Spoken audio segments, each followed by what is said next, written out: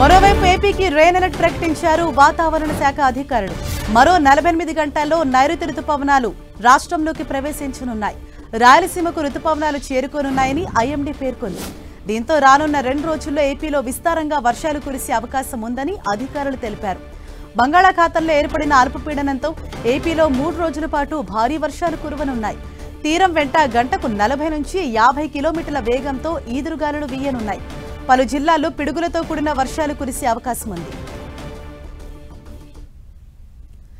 ఇదే విషయంపై మరింత సమాచారాన్ని మా ప్రతినిధి జార్జ్ మనకు అందిస్తారు.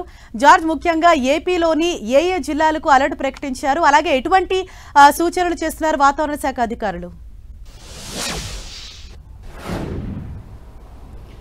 గత 10 రోజుల నుంచి ఏపీలో విభిన్న వాతావరణం అయితే నెలకొని ఉంది. గత 10 రోజుల నుంచి రాష్ట్రంలో చాలా చోట్ల కూడా విస్తారంగా వర్షాలు కురుస్తూ ఉన్నాయి. అయితే రాగల 3 రోజుల పాటు కూడా రాష్ట్ర వ్యాప్తంగా భారీ నుంచి అతి భారీ వర్షాలు, మరికొన్ని చోట్ల చెదురుమదురు వర్షాలు కురిసే అవకాశం ఉందని వాతావరణ శాఖ చెబుతూ ఉంది.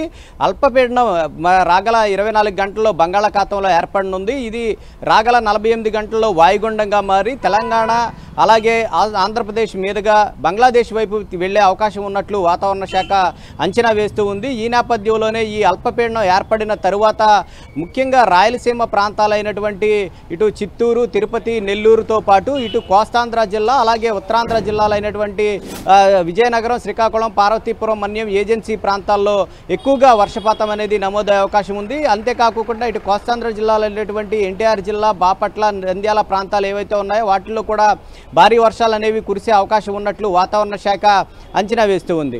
మరొక 48 గంటల్లోనే నైరుతి రుతుపవనాలు సైతం కూడా ఏపీలోకి ప్రవేశించనున్నాయి. ఈ నైరుతి రుతుపవనాలు కూడా చాలా చురుగ్గా కదులుతున్నట్లు వాతావరణ శాఖ చెబుతూ ఉంది. ఇప్పటికే ఈ నైరుతి రుతుపవనాలు కేరళ, తమిళనాడు అలాగే కర్ణాటక ప్రాంతంతో పాటు ఏపీలో కూడా 48 గంటల్లో రాయలసీమను తాకనున్నట్లు వాతావరణ శాఖ అంచనా వేస్తూ ఉంది. రాయలసీమను తాకిన తర్వాత జూన్ 2వ తేదీ నుంచి ఈ నైరుతి రుతుపవనాల వేగం కూడా కాస్త నెమ్మదించే అవకాశం కనిపిస్తూ ఉంది. అప్పటి నుంచి కూడా ఉష్ణోగ్రతలు సాధారణంగానే నమోదయ్యే అవకాశం ఉందని చెప్తూ ఉన్నారు.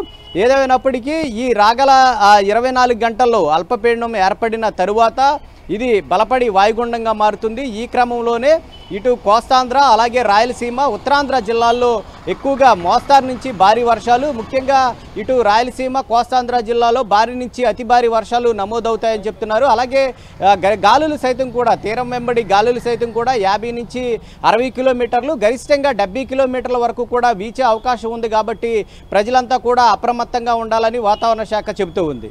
Thank you George.